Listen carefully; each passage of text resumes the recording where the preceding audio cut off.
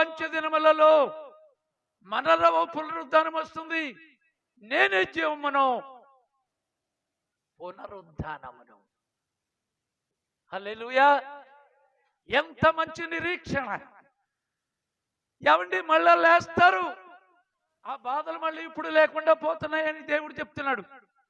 ఆ వేదనలు నాశనం అవుతున్నాయని చెప్తున్నాడు. నీకు ఇచ్చిన కన్నీళ్లు దేవుడు ఇక్కడ తొడవనున్నాడు.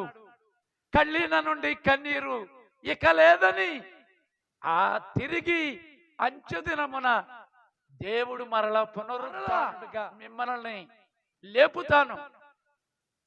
మీ అమ్మ, మీ అమ్మమ్మ, మీ నాన్న చనిపోయిన ఎవరైనప్పటికీ ప్రతి ఒక్కరు గంధాలు విప్పబడతాయి. ఆహా, సమాధి కలేదు. దేవుడు వాగ్దానం ఇచ్చాడు.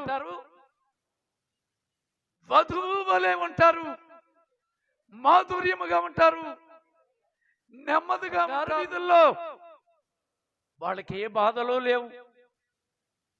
ప్రియులారా, సమాధి కార్యక్రమములు కూడా వాళ్ళకి లేవని రాశారు. అమర్త్య శరీరాలతో అనగా దేవుని తీయబోనిలతో లేస్తారు. ఇప్పుడల్లా కూడా మెర్సి అనేటటువంటి పెద్ద కూతురు నాకంటే చాలా ఎక్కువ తల్లి కాబట్టి ఆ కడుపు సముద్రంలాగా కొడుకుని మర్చిపోలేనటువంటిది ఏ పిස්සరైనా వస్తుంది అనుకుంటే చిన్న పిස්සరు కూడా లేకుండా ఆ బర్త్డే వచ్చింది మొన్న ఈ మధ్య. ఎందుకు నా కొడుకు లేదని ఎడుతుంటే, ఎందుకు ఎడుతావయ్యా, ఎందుకు అలాగే ఎడుతున్నావు? నీ కొడుకు అక్కడ ఉన్నాడు, కొడుకు దగ్గరికి వెళ్ళడానికి కొడుకులాగుండు. 19 సంవత్సరాల వయసులో ఒకడు చనిపోయాడు బ్రహ్మం గారి కుటుంబంలో.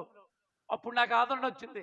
నా మనవడు కూడా 19-20 సంవత్సరముల వయసులో చనిపోయాడు.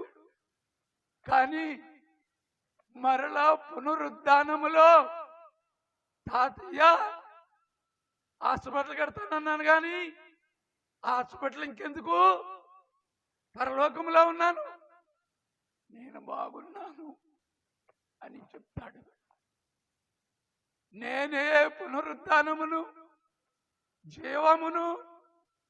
ఈ వర్తమానం చదివాక ఇక్కడ నుంచి విన్సీ నా జ్ఞాపకం వచ్చిన